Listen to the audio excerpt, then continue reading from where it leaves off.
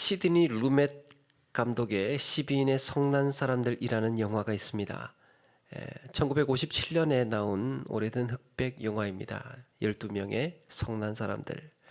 거기에 한 이민자 출신의 소년이 아버지를 살해한 혐의로 재판정에 서게 됩니다.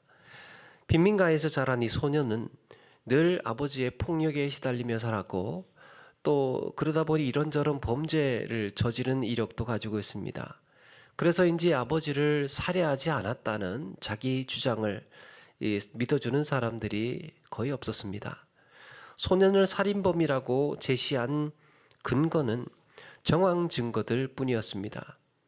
그럼에도 12명의 배심원 중에 11명이 소년을 살인범으로 확신했고 이미 그렇게 대세는 기울어져 갑니다. 그런데 배심원 중에 8번 배심원이 이 무죄를 주장하고 나서죠. 아무리 생각해봐도 석연치 않은 부분들이 있다는 거예요. 다른 배심원들이 펄쩍 뜁니다. 이 끝난 재판을 왜 다시 들추어서 뒤집으려고 하느냐. 그러자 8번 배심원은 제출된 증거를 하나하나 반박하기 시작합니다. 그러고 보니까 재판 과정에서 생각하지 못했던 이런 의심스러운 정황들이 하나씩 밝혀지기 시작합니다. 그러면서 이 이야기를 듣다가 드디어 또 한 사람이 나도 무죄인 것 같다고 그러면서 손을 들어요. 이들의 논쟁은 그렇게 오랜 시간 계속되었습니다. 시간이 갈수록 한 사람씩 나도 무죄, 나도 무죄, 나도 무죄 그렇게 돌아섰던 거예요. 그런데 이제 그 중에서 3번 배심원이 끝까지 분노하면서 이 소년의 유죄를 주장합니다. 그러다가 마지막에 가서 나중에 이 3번 배심원조차도 이 소년의 무죄를 인정하면서 감정이 확 복받쳐 옵니다. 그가 이렇게까지 그 소년을 살인범으로 주장했던 가장 큰 이유는 배심원 자신에게 있었습니다. 배심원 자신의 아들에 대한 분노가 깔려 있었던 거예요. 그 소년을 보니까 아들에 대한 분노가 마음에 있으니까 그냥 무조건 그 소년을 살인범으로 보였던 것입니다. 모든 정황 증거들이 소년이 아버지를 살해한 것처럼 그렇게 보였습니다. 여러분, 우리의 분별력을 어지럽히는 내 안의 상처나 신념은 무엇입니까? 내 안에 뭔가가 있는 그것으로 인해서 우리는 상황을 또 현실을 더 합리적으로 직시하지 못하고 상식적으로 판단하지 못하는 이런 모순에 빠질 때가 있습니다. 우리가 사는 이 시대도 보고 싶은 것만 보고 듣고 싶은 것만 듣기가 편한 그런 시대로 흘러가죠. 내게 유리하고 이익이 되는 정보만을 보고 판단을 합니다. 이런 현상이 반복되다 보니까 무엇이 진실인가 보다 내 편이냐 아니냐가 중요해졌습니다.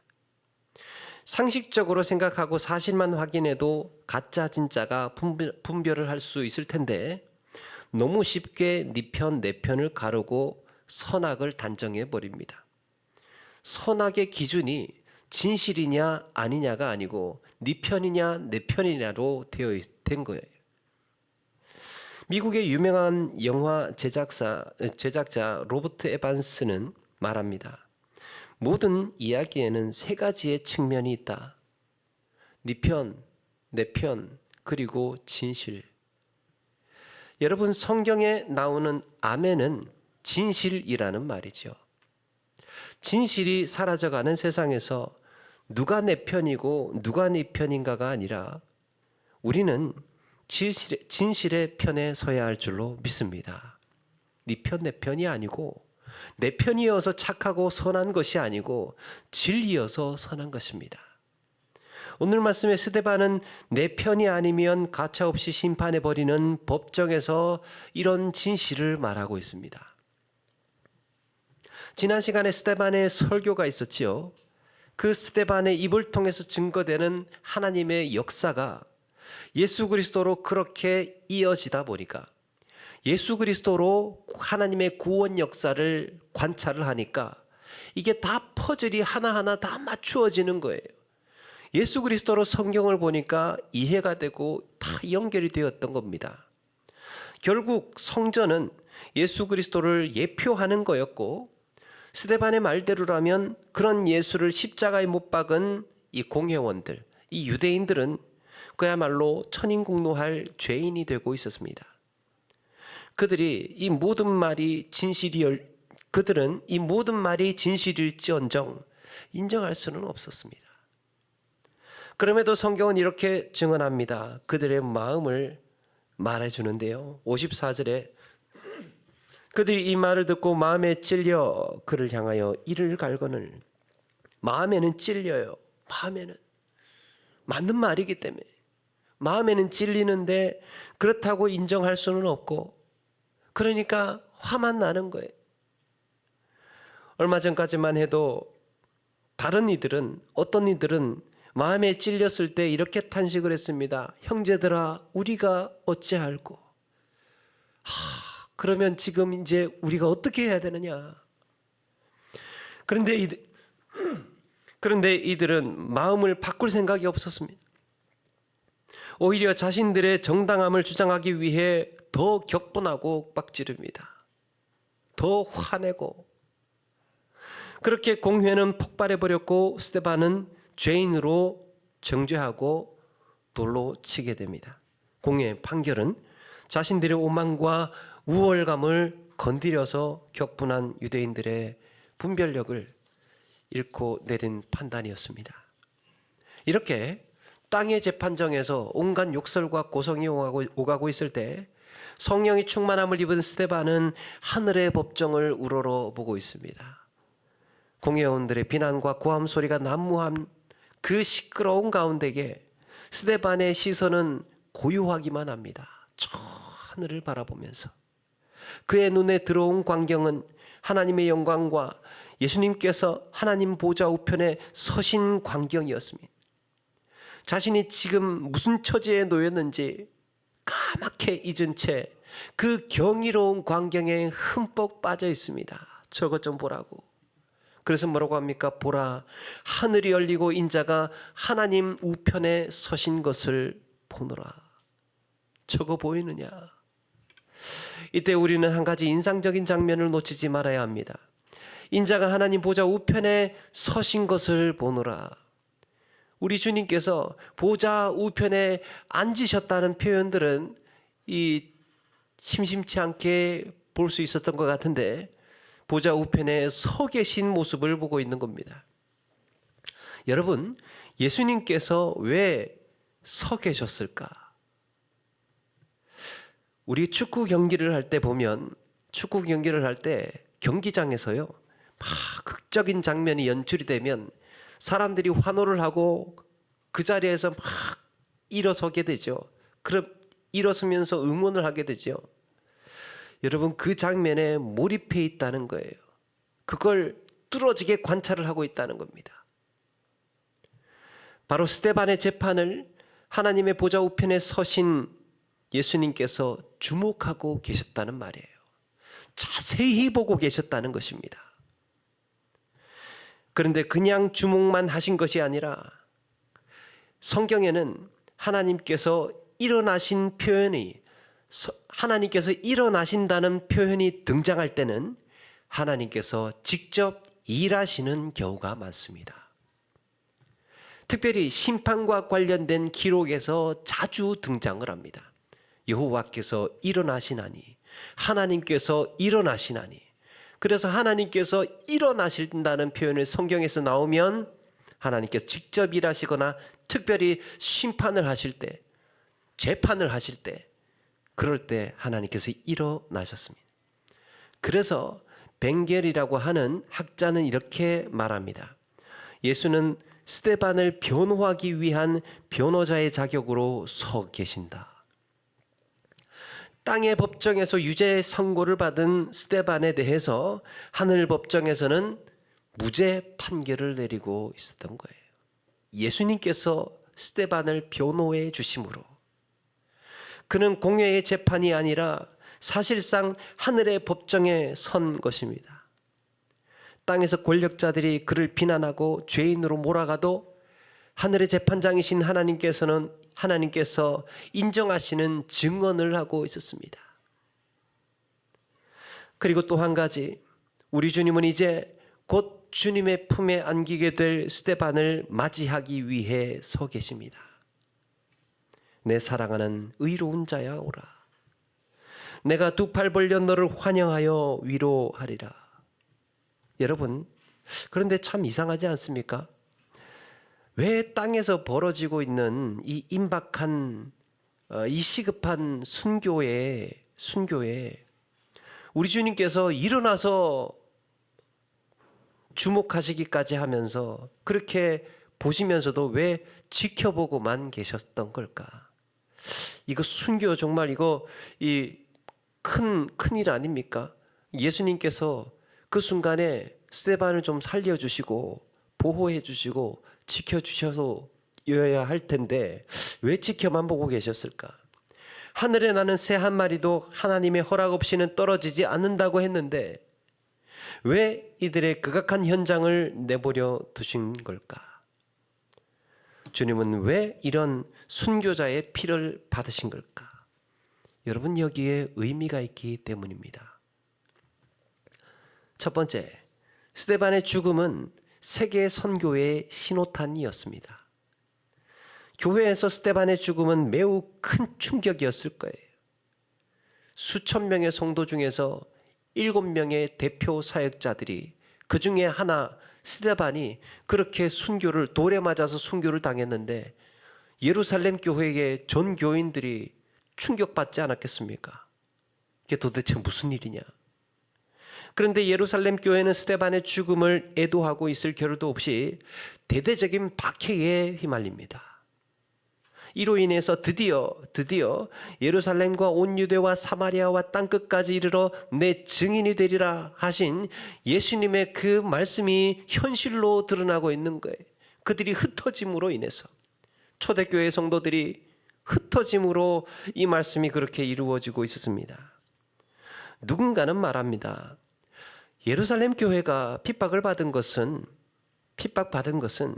초대교회가 땅끝까지 이르러 증인이 되라는 주님의 명령을 따르지 않고 게으르고 나태하게 그 예루살렘에만 자기들끼리 모여서 있었기 때문에 안 나가기 때문에 하나님께서 강제로 치시고 흩으신 것이라고 말하기도 합니다.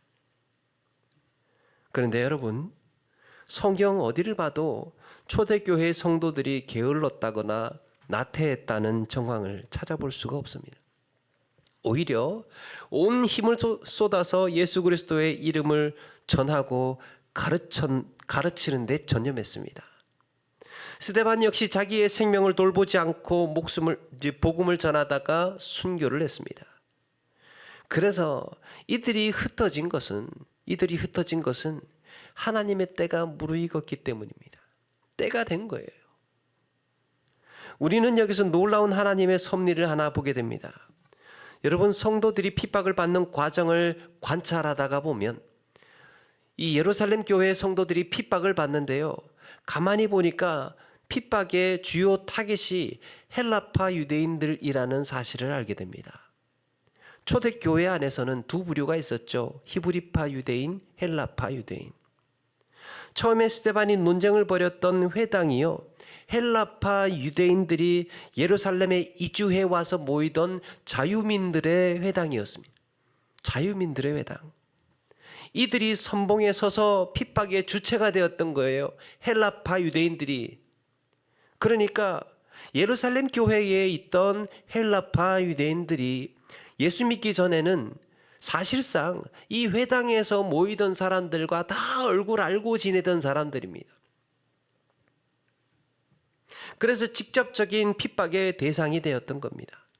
8장 1절에도 보면 8장 1절에도 교회에 큰 핍박이 일어나는데 가장 핵심 인물들인 사도들은 떠나지 않고 있습니다. 사도들 외에 다른 사람들이 떠나는 거예요.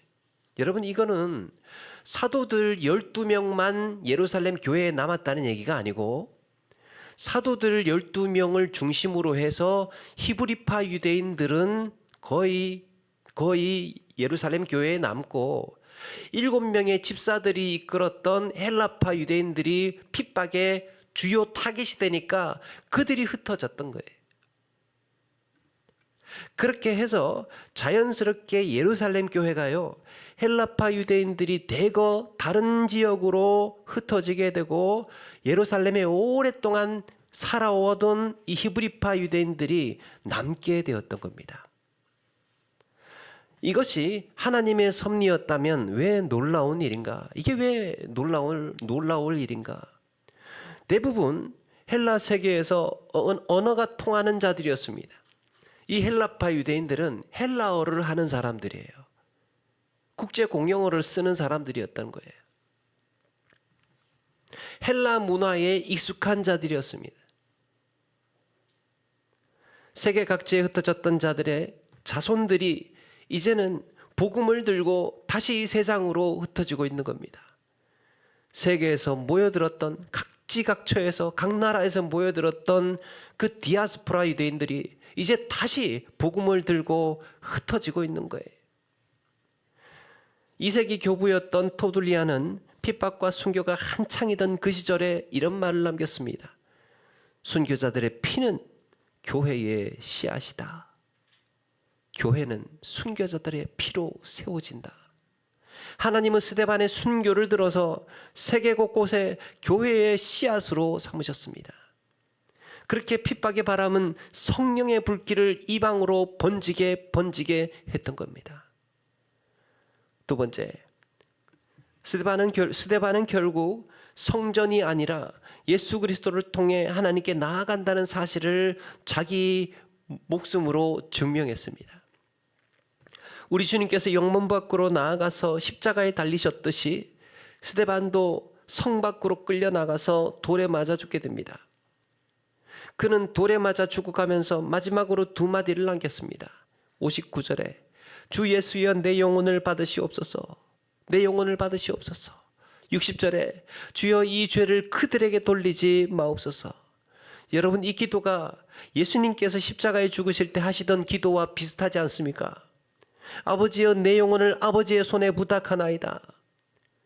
또 아버지여 저들을 사하여 주옵소서. 자기의 하는 일을 알지 못함이니이다. 예수님도 같은 기도를 하십니다. 그런데 스데반의 기도 그리고 예수님의 기도가 다른 점이 있어요. 여러분, 예수님은 아버지께 기도를 드렸어요. 아버지께. 그런데 스데반은 예수님께 기도를 하고 있습니다. 예수님을 통하여서 구원의 은혜를 가장 먼저 누린 영예가 스데반에게 주어졌던 겁니다. 사랑하는 여러분, 하나님께서는 이 땅에 사는 성도들 모두에게 동일한 은혜를 주십니다. 사는 모양 여러 가지여도 부하든 가난하든 강하든 약하든 심지어 극악한 죄인이든 선한 자든 모두가 예수 그리스도의 손에 맡겨졌다는 겁니다. 때로는 세상에서 차별을 받고 비참하게 살고 부당한 대우를 당한다 하더라도 예수 그리스도의 손에 붙들려 의롭다 칭함을 받고 영원한 생명을 누리게 된 줄로 믿습니다. 스데반이 그렇게 죽어가던 순간에 예수 그리스도를 붙들었습니다. 성전보다 더 직접적인 예수님을 통하여서 하나님께 나아간다는 놀라운 은혜의 첫 발을 디딘 거예요. 스데반의 갈등이 어떻게 시작됐습니까? 자유민의 회당에서 이 논쟁, 그 성전 가지고 논쟁하다가 성전 가지고. 그런데 스데반의 이 논쟁의 종지부를 자기가 찍었어요. 예수 그리스도를 통해서 하나님 앞에 나아간다는. 앞으로 교회에 수많은 핍박과 순교자들이 나올 것이지만 스데반은 우리에게 어떤 순간에도 예수님을 붙들라고 말하고 있습니다. 성전에서 예수님으로 확인시켜 주었던 스데반의 죽음. 세 번째, 스데반의 죽음이 의미 있었던 것은 사울의 등장입니다. 바울의 등장, 스데반이 유대인들에게 돌에 맞아 죽을 때요, 돌로 치던 증인들은 그들의 옷을 사울이라고 하는 청년의 발 앞에 두었다고 했습니다. 성경은 우리의 시선을 증인들의 옷이 놓여 있는 곳에서 옮겨가더니 한 청년을 그렇게 보게 했던 거예요. 그리고 교회를 살기 넘치는 그의 핍박을 주목하게 합니다. 그는 집집마다 샅샅이 뒤져서 예수 믿는 자들을 다 잡아다가 옥에 넘기고 있었습니다. 바울은 스승이던 가말리엘의 온건하고 합리적인 이런 성향과는 달랐습니다. 그는 성정과 율법을 지키기 위해 전염병같이 번지는 이 그리스도의 복음을 완전히 뿌리 뽑아야 한다고 믿었습니다. 그래서 누구보다도 교회의 핍박에 열정을 쏟고 왕성하게 활약을 합니다. 대단한 기세로 바울이 그렇게 활약을 했던 거죠. 우리는 이렇게 생각할지 모릅니다. 아니, 교회를 저렇게 핍박하는 핍박의 주동자를 하나님은 왜 심판하지 않으신 걸까? 아예 그냥 본보기를 보여서 유대인들이 겁을 먹고요, 더 이상 건드리지 못하도록 하실 수는 없었을까? 그런데 여러분, 하나님의 방법이 놀랍습니다. 사도 바울이 주님을 만나고 회개하고 복음의 증인이 되자 하나님은 그의 성향, 그의 기질을 그대로 사용하셔요. 예수 믿기 전에 가졌던 성품, 성향, 특성, 재능, 이런 것들이 믿고 난 다음에도 그대로 활용이 됩니다. 교회를 잔해하고 말도 못하게 핍박을 하던 바울이 변화되고 나니까요, 이제는 그런 열정이 방향을 바꾸어서 회당을 찾아다니고 복음을 전하게 하십니다. 옛날에는 예수 믿는 사람들 샅샅이 잡아다가 옥에 넘겼더니 이제는 예수 믿고 나니까 반대로 회당을 샅샅이 찾아다니면서 복음을 전하고 있었던 겁니다. 제가 예전에 한 번씩 듣던 말이 있습니다. 그럴 시간 있으면 공부나 해라. 그런 열심이 있으면 공부를 해라. 친구들 사이에서도 농담처럼 하는 말이죠. 내가 이런 열심으로 이렇게 열심히 공부했으면 서울대를 갔지. 이렇게 이야기들을 하지 않습니까? 여러분, 여기에 핵심이 무엇입니까? 하나님의 방법은 열정의 방향, 에너지의 방향을 바꾸어 놓는 겁니다.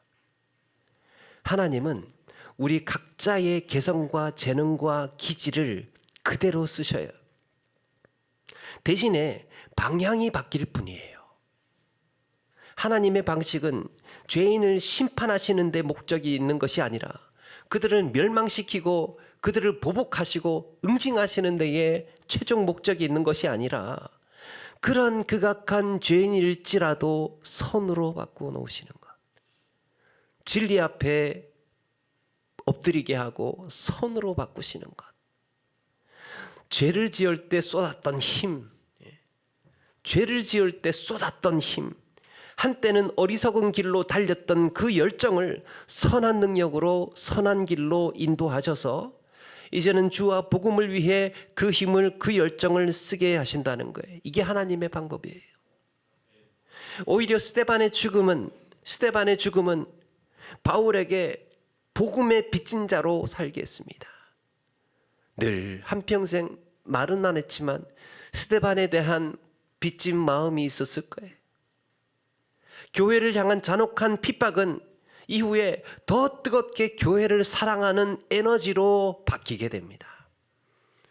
그렇게 잔인하게 잔혹하게 핍박을 했던 자신의 삶이 회개하고 보니까, 복음을 받아들이고 보니까, 그때 내가 왜 그랬는지가 더 뼈저리게 다가오는 거예요.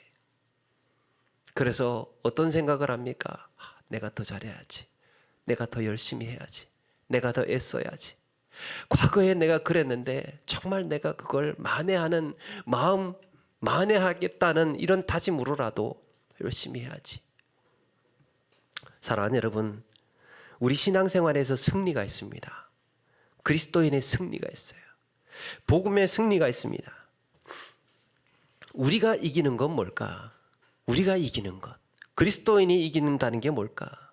여러분, 죄인을 처벌하고요, 심판을 하고, 나한테 가시 같은 사람을 응징하고, 내가 그들보다 더 많이 갖고 더 힘을 키우고 더 성공하고 더 높은 자리에 서는 것이 승리가 아니라는 거예요. 그리스도의 승리는 방향을 바꾸어 놓는 일입니다. 우리의 승리는 방향을 바꾸어 놓는 일. 로마서 12장 20절에 이렇게 말씀합니다. 네 원수가 줄이거든 네 원수가 줄이거든 먹이고 목마르거든 마시게 하라. 그리함으로 네가 숯불을 그 머리에 쌓아 놓으리라. 나에게 악한 말을 하고 나를 비난하고 원망하고 괴롭히던 그 원수가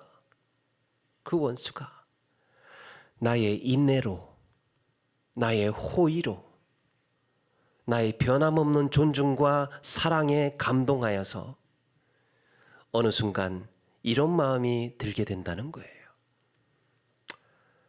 그간 내가 좀 심했나? 그때 내가 왜 그렇게 했는지 몰라.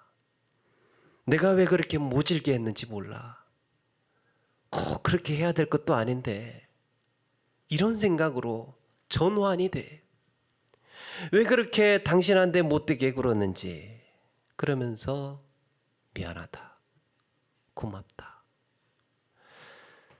머리에 숯불을 올려놓은 것처럼 얼굴이 붉어지고 부끄럽고 미안한 마음이 더 크게 다가옵니다.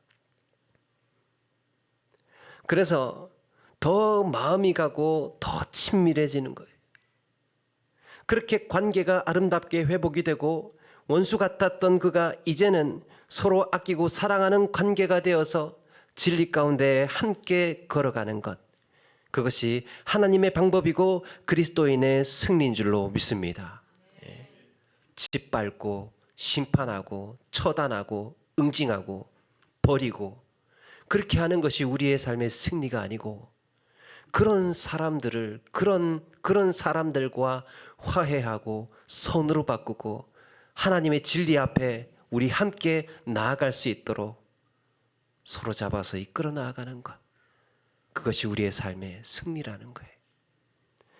말씀을 마칩니다. 사랑하는 여러분, 스데반의 순교도 바울의 핍박도 모든 것이 주님의 손에 있었습니다.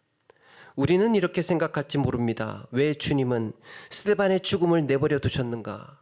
왜 바울의 극악한 핍박에 우리 주님은 침묵하셨는가? 그러나 누군가는 말합니다. 겸손이란 내게 일어난 일을 이상히 여기지 않는 것이다. 겸손은 내게 일어난 일을 이상히 여기지 않는 거래요. 하나님 이거 왜 이렇게 하셨습니까? 이게 아니라는 거죠. 우리 주님은 내게 일어난 아픔도 고난도 아름답게 하시며 죄인의 증오와 분노를 선한 열정으로 바꾸셔서 열매 맺게 하시는 분입니다. 주님의 손에 붙들려 살아갈 때 납득할 수 없는 일이라고 하여서 이상히 여기지 않고 끝끝내는 선한 길로 인도하시는 주님을 따라서 복된 인생 살아내시는 저와 여러분 되기를 주의 이름으로 축원합니다.